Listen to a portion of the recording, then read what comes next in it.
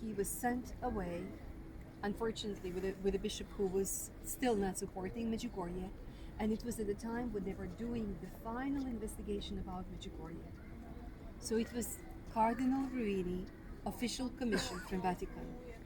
You need to know that unfortunately, this Vatican commission was able to establish that in all of these years, our former bishop has been collaborating with the Communist Party. Yes, which is very sad. And that's why Father Yozo has been accused and pushed away. But he's been true and genuine witness, and he's still alive, and he's still holding retreats for pilgrims in one of the islands not far from Dubrovnik, and many people would go there just to meet him. He's bent like this, he's not able to walk normally, he's suffering a lot, even though he's not that old, but you see, there's a consequence. He was beaten up every single day for nearly 2 years of his life. In his early 40s, that's what they did to him. What is important? When we would go to visit Father Yozo in Medjugorje, he would always speak about Franciscan priests. Some of them were even killed in the church in Medjugorje.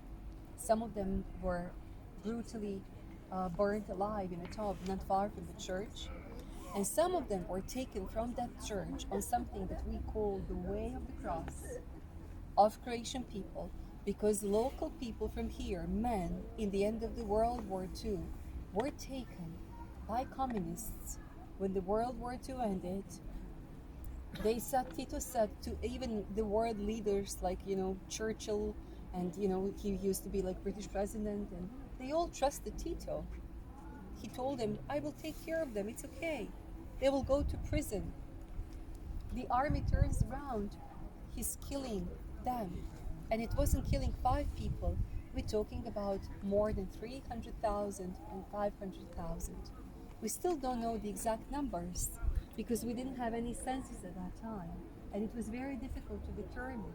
But literally every single family in our country had at least one person killed.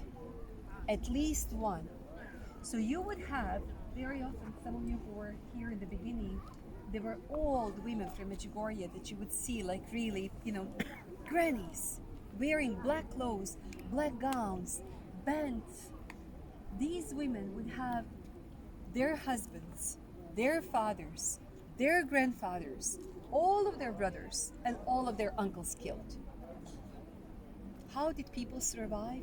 It's a miracle of God. They killed 860 priests all around the country, and only in our province they killed 67 Franciscan priests. In Medjugorje, they killed the largest number of priests because it was the biggest colony, and they had many of them living there. Those that were able to walk, they pushed them to the tomb. That wasn't even a real tomb, it was just a cave. And they thought, it's a perfect place to ditch their bodies. But those who were not able to walk were shot straight away.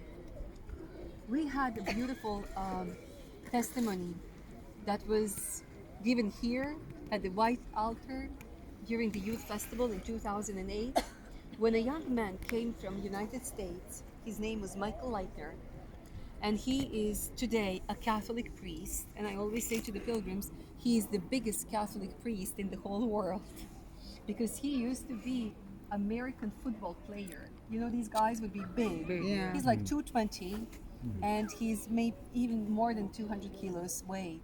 So he's huge. And when he was giving a testimony, he's speaking there, but like he's all over, like you can easily see him.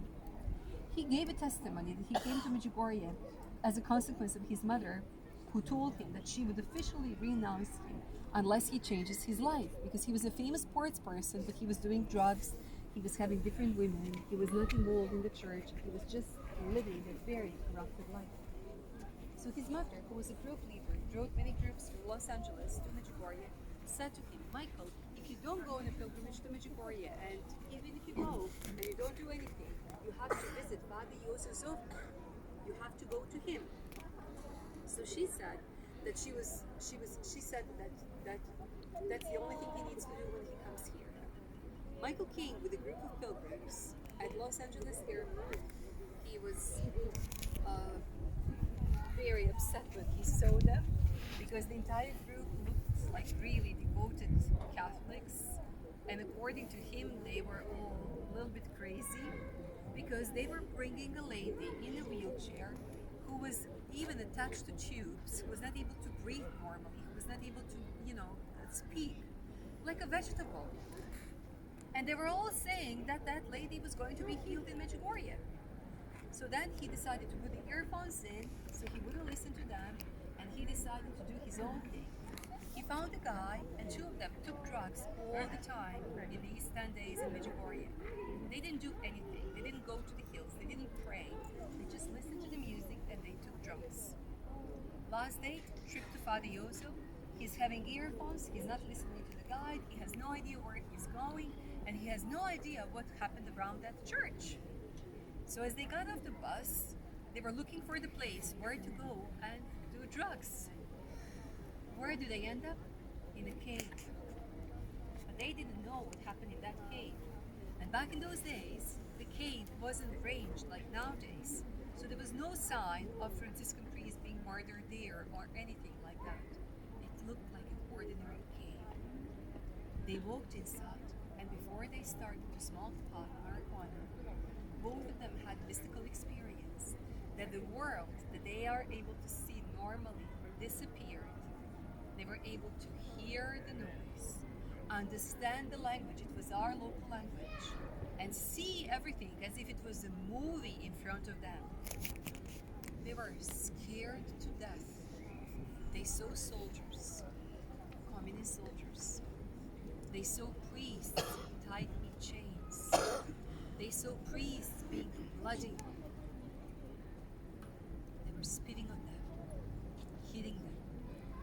And these soldiers were carrying big crucifix that they took from the church, doing horrible things to the crucifix.